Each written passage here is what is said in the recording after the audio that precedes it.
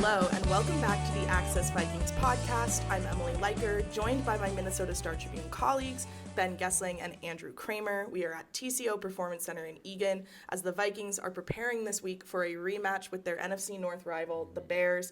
This is, of course, the team that JJ McCarthy led the Vikings to a fourth quarter comeback over in week one. It features another class of 2024 quarterback in Caleb Williams. And yeah, I think this will be an interesting one. It's a chance for JJ McCarthy to break his slump of not being able to win games, only losing games at US Bank Stadium. He's seen this team. He's beat them before. What impact, I guess, does that have going into this week that he has tape of himself that he can look at? Well, I think it's going to be a marker of progress, or not, I suppose, if he's not better. But I think it's certainly something they will look at. And Kevin O'Connell has talked about the need to see progress and the need to see. It was interesting today that he talked about kind of what kinds of things can I count on becoming routine and becoming second nature, which I think is a little bit of a message to the quarterback of, hey, we have to get the simple stuff right before we can hit all the more complex things. It has to get to a point where the simple stuff is easier to do. And I think in that first game against the Bears, he obviously did not hit a lot of the simple stuff. I mean, there was a lot of, the early plays in that game where he's holding the ball.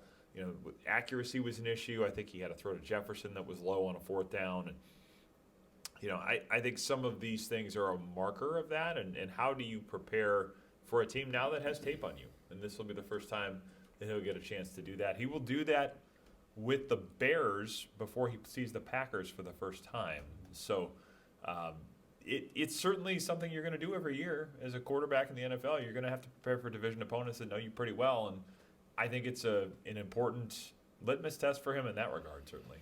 A team in the Bears that has gotten better and more comfortable this season under Ben Johnson. I guess, Andrew, just looking at the Bears just now, and we'll talk more later, but what do you think has stood out about them since the Vikings last saw them? Yeah, their defense has some talent on it, but they're certainly not the best defense the Vikings are going to face this year. They've dealt with some injuries. Obviously, Jalen Johnson is on IR. One of their best pass rushers, Odenigbo, is also on IR. They still have Montez Sweat, who affects things. But watching the game back against the Giants last week, Jackson Dart played quarterback at a level that was at least better than J.J. McCarthy's fourth start against Baltimore. And J.J. is going to have to do some things that he did not do against the Ravens to be successful. And it's just simple stuff, like when the defense blitzes, finding the void, which he did do in spurts against Baltimore, but didn't do it consistently enough.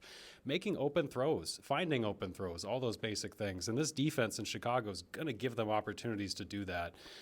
We've seen it, and we've also seen on the flip side how Caleb Williams looks so much different, whether he's playing at Soldier Field against Brian Flores or at US Bank Stadium. I just feel like this game is going to set up to give JJ these opportunities to show that progress.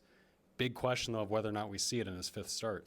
Yeah, I think it's one of those moments where you have to start to get some consistency here. They're out of time for slip-ups. I mean, they're 4-5. They're in last place in the NFC North. Mm-hmm. They're in a playoff race that's very crowded, given how many teams are already at 5 or 6 wins in the NFC. A lot of teams that are at 7 wins. I think that the best thing they have going for them certainly is they're 2-0 in the division, but you probably have to win 2 of these next 3, I would think, to feel decent about your chances going into December. And it's 2 division opponents. After this week, it's 2 on the road against tough teams that would be in the playoff mix, including a trip to Lambeau Field next week, and then out to Seattle to face old friend Sam Darnold. So they're pretty much out of time to say, well, we screwed it up, we'll have to get it corrected and come back at it again next week. If you look at this season only from a developmental perspective, that's different. But that's not how anybody looked at this at the beginning. And I still don't think that's how anybody's looking at it. So the time to get some of the consistency that they continue to lack and continue to not have at home has to be now. I think they're out of time to wait for that to hit any longer. I think it has to they have to be able to help themselves win games rather than getting in their own way. Well, and Emily, in terms of doing the simple stuff well, we've heard O'Connell talk about the false starts again today, like just getting the operation down at home. Like Wes Phillips talked this week about how we've operated better on the road in the noise than we have when we have to run silent count than we have in our own building, and they just can't have that. Like, what did you think of what O'Connell said today about that? Yeah, that's really been the loose thread from Sunday. That's just been continued to be pulled through the beginning of this week. And, Wes Phillips yesterday called it personally embarrassing. He came out right away and had an opening statement, which is not how Wes usually does his Tuesday press conferences. Usually he waits and turns it over to us, and then we guide the conversation. But he came out right away and said he wanted to address that. And I thought you and I have talked about this a little bit today, but one of the things I thought was interesting in there, and I think this gets us into some other news of the week, is that Wes made a comment about we have the right grouping in there. We have the right group. And it's like, okay, well, you were playing 4 of your 5 starters last week. Ryan Kelly just got designated for return from IR today.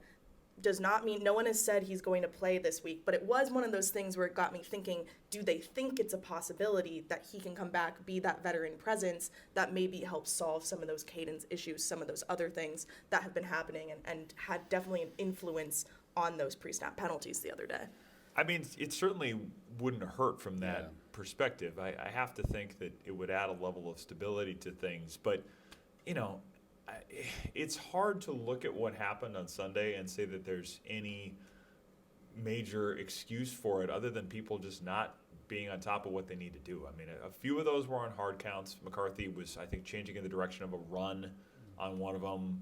So probably 2 or 3 where he's either hard counting or checking something at the line, and then he had one where he rocked back a little bit, I think, and Jefferson had one. Yeah. So a lot of it was stuff that I just think you're not on the same page, and if the hard counts were that big of an issue, that feels like a problem for a set of veteran offensive linemen. And for Brian O'Neill to have issues like that, one of certainly the senior member of that offensive line, at least in terms of the number of years here, not the oldest guy, Ryan Kelly's older, but he's the guy that kind of makes that room go, and a guy that generally is not going to beat himself. I mean, you're not going to see Brian O'Neill make those types of mistakes that often, so you can't have that. And I think, you can simplify cadence, but if your quarterback can't use hard count, then, I mean, to me that feels like we should be above that with veteran NFL offensive linemen that are in their second contracts, and 4 of the 5 cases on the offensive line, if they have the 5 out there that they want to have. Yeah, and I'm paraphrasing, but O'Connell said something along the lines of it was frustrating because we didn't even have that many different cadences in for that given game, meaning it's not like there was a ton of variety that guys were like, oh, is it this one or is it this one? No, they had what they felt was like a pared down menu of them going into that game. But O'Connell did say today, too, of what he wants to look for is poise in the communication, which struck me, is that when you mentioned many of them happening in the checks, some offensive linemen have talked about how if overemphasizing or redoing the checks can lead to the early jumps if you're thinking the next word is going to be the count, or is going to be the cadence. And instead it's a young quarterback. Let me say this again so everybody's got it. Because in Detroit, we also heard O'Connell say not everybody got some of our checks up at the line. And I wonder, there were a couple times where he hard counted and then I think made a check after a hard count. And sometimes you're doing that because a hard count gets somebody to show a blitz where it's coming from. And I think there was one of those on Sunday that he hard counted, saw pressure that looked like it was about to come, like the safety rotation, and then yelled Oscar, Oscar, which is to change the direction of the run. And that's what made Darisaw jump. So maybe they were thinking the next sound was we're going to go on that after the hard count. So maybe that's just not being clear enough about it in the huddle of, hey, this is what we're doing and we're going on this. Yeah. But again, like that stuff needs to an NFL team that takes itself as seriously as this one does shouldn't be doing those things. We'll see if those are cleaned up. We talked about Ryan Kelly. Also back out on the field this week was tight end Josh Oliver. We saw him practicing today. Who else here? I mean, they've really gotten healthy. We have fewer guys Jonathan Grenard would be the other injury issue. Yes, Jonathan Grenard not out there, which we knew. Kevin O'Connell said that earlier today. They're kind of taking his injury coming off the game the other day to day. He's still questionable for Sunday. Sounds like they're on the more optimistic side, but he was not out there for practice today. And then I think the other big note injury-wise is just that we've hit that point in the season where there are a lot of guys taking rest days. So there were some other guys we didn't see out there or who we saw out there, and then maybe they went inside for some additional training. Those guys are likely just going to be listed as rest days today. But, with Grenard, I guess, how big of an impact do we think that'll be against the Bears? I mean, obviously we've spent so much of this season talking about Andrew Van Ginkel being absent, and now they're facing the possibility of Grenard being absent.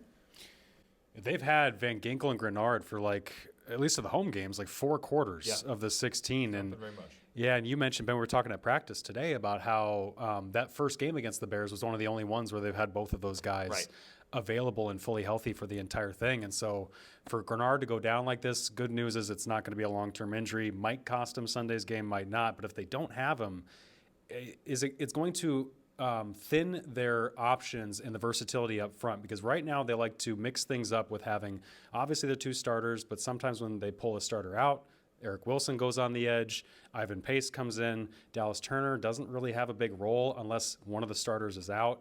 If one of the starters is out, it's going to expose Turner and his development or lack thereof against a Chicago offense that likes to misdirect and likes to get its quarterback out on the move. Yeah, they want to get Caleb Williams on the edge as much as they can, and we've seen that.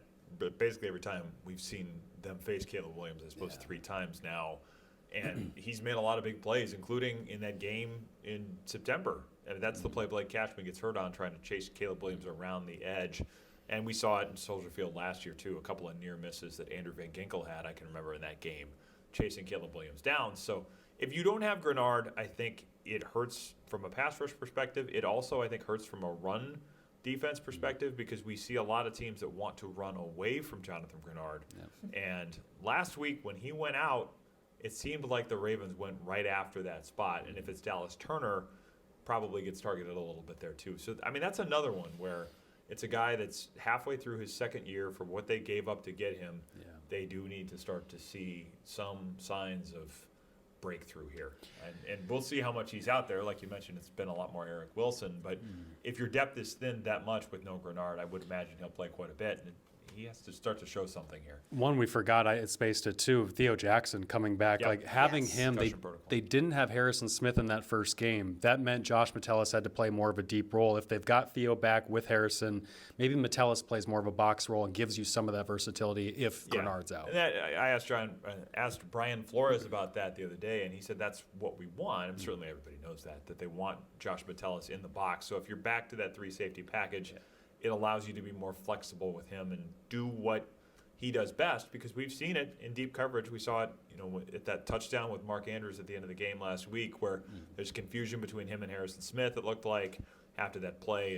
And that's not necessarily the strongest part of his game. And I think Harrison Smith, we've seen it too this year, where he's gotten picked on at times where he's in deep coverage. So, that becomes a bigger problem with no Theo Jackson, so I'm sure they want to see him back as quickly as they can get him out of the concussion protocol. And that Derrick Henry stiff arm on Harrison on Sunday was, I mean, we've seen Derrick Henry do that to many people before, but to see that to Harrison Smith was a little jarring.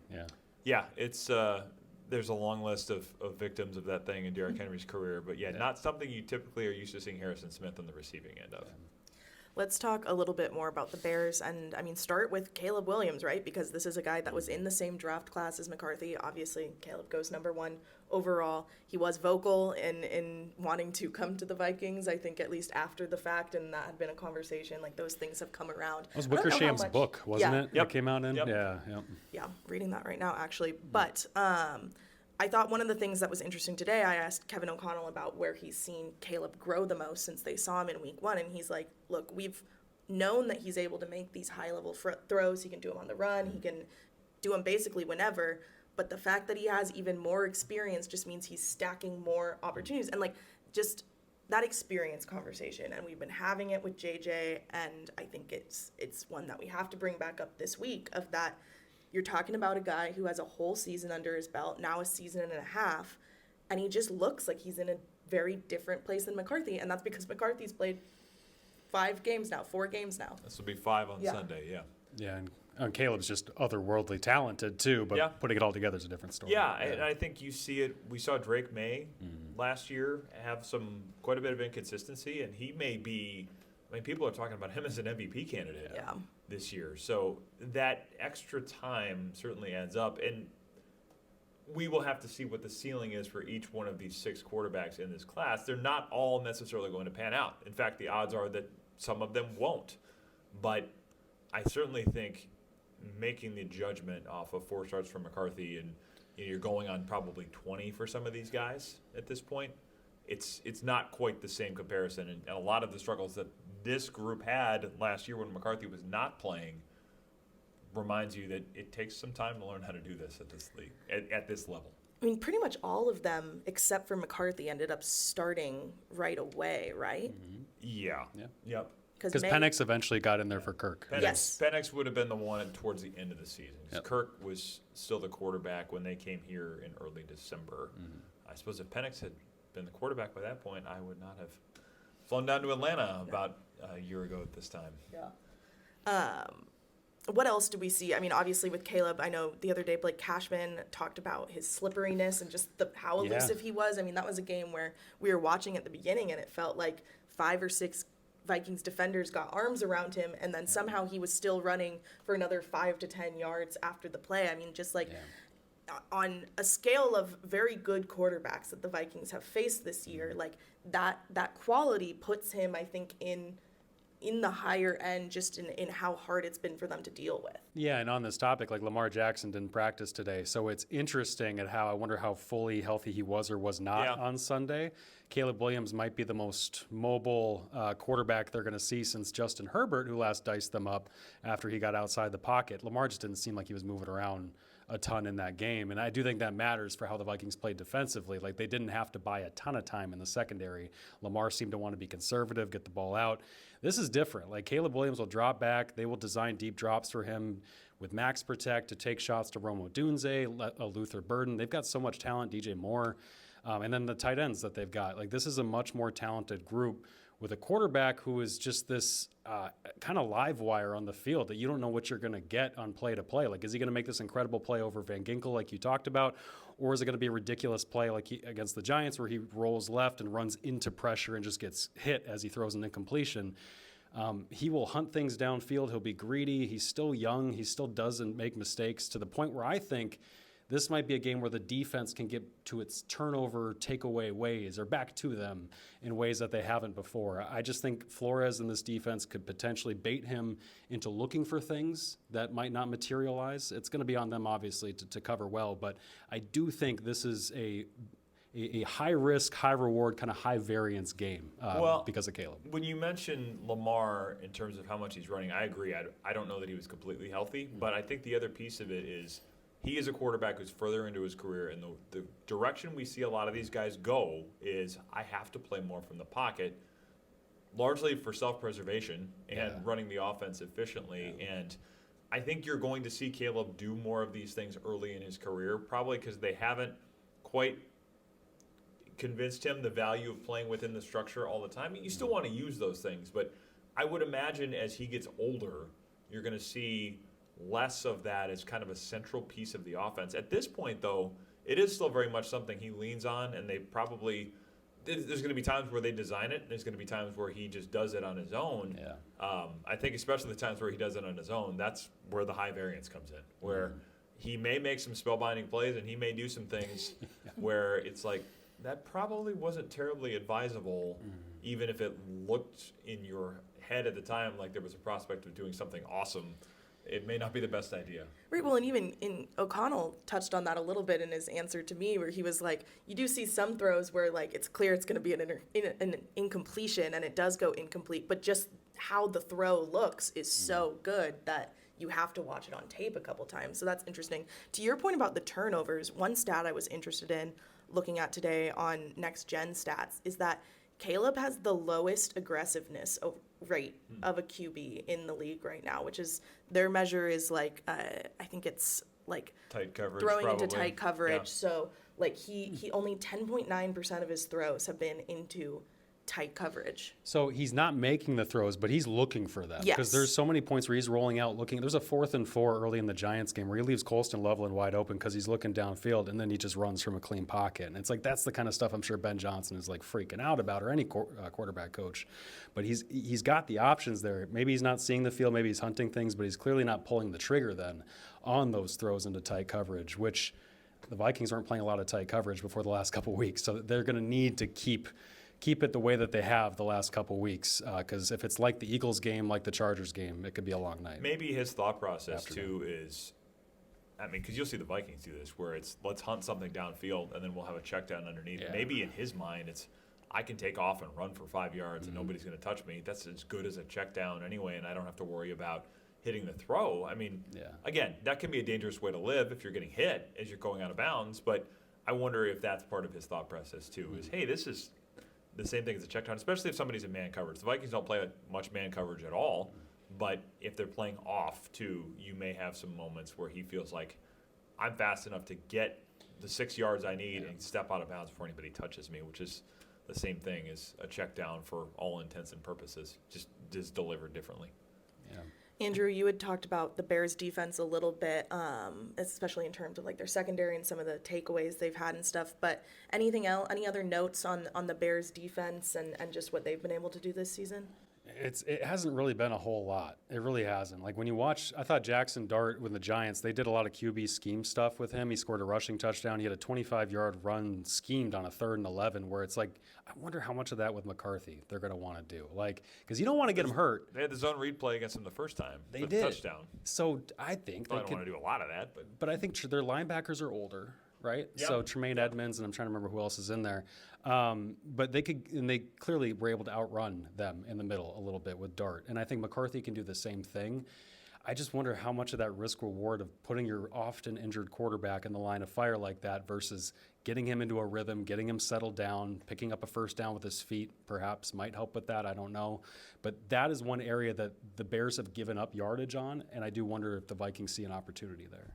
We should note that Jackson Dart did get a concussion in that game. Well, he was playing like that. Yeah, so, that's right. And it was his 4th evaluation for Speaking concussion of, this year. Your guy Jameis is starting for them on Sunday. That's right. So Yeah. maybe they don't run him as much. So there's pros and cons to what the Giants are doing, and a coach was just fired out there. So Former Vikings I don't understand training that, camp quarterback Mike Kafka, the new head coach in New York or New Jersey, I guess it technically is. But yeah, Mike Kafka, I think 2015 training camp. My Mike Kafka story is he was like the 3rd string quarterback. He had been out of football and basically had designed, or it felt like there was a need for a better hand pouch for quarterbacks to use in cold weather games.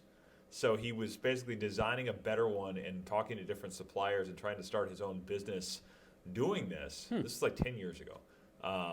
And then I think the Vikings called and got him back in the league, and I think he ended up, with a couple different teams and got into coaching and eventually became like kind of on the Patrick Mahomes train and went to Kansas City, became the offensive coordinator and started to climb there. But yeah, I was like, I remember him 10 years ago as the guy that I was talking to about his hand pouch business. 2015 side hustle. 2015 was the year of the cold playoff game, right? Did they use his hand pouch at TCF? I don't know if they did. I remember thinking that year. Maybe he tweeted. I should go back and look and see if he used that as an opportunity to tweet something about, hey, they should have bought, I think Rue Outdoors was the name. I just looked this story up this week. I remember writing that. I think that was the name of the company he had started. But maybe now he talks Jameis and Mr. Unlimited into using the hand pouch while they're getting through the cold, wintry months at MetLife Stadium. Maybe when we're out there next month, we will see some hand pouches on the sideline.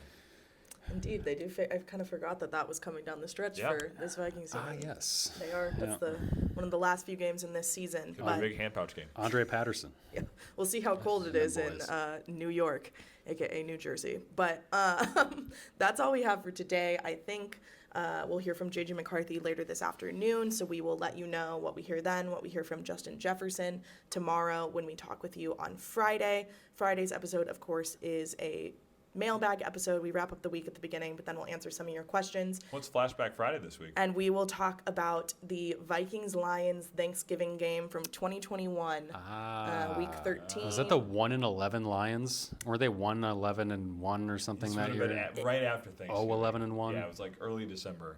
I'm pretty sure they were like I winless. think it was Thanksgiving Day, they said on the broadcast. The one in 2021? Yeah. No, it wasn't Thanksgiving Day. Why did they say Thanksgiving on the broadcast? It was probably Are the you watching weekend the right after game? Thanksgiving. I think I am. They leave the graphic up there. It was a Thanksgiving graphic game. I Okay. don't think it was Thanksgiving Day. It was definitely a Sunday. Okay, so it was. It might have been Thanksgiving week, Yes. but not Thanksgiving. Okay. Yes. Anyway, that's the game we're watching. Where Cam Dantzler sat down for Thanksgiving dinner in the end zone. Okay. Yes. Yeah. So if you have commentary on that game or you have questions for us, you can drop that in any of our comments on social media, or you can email it to accessvikings@startribune.com. But we will talk to you again on Friday.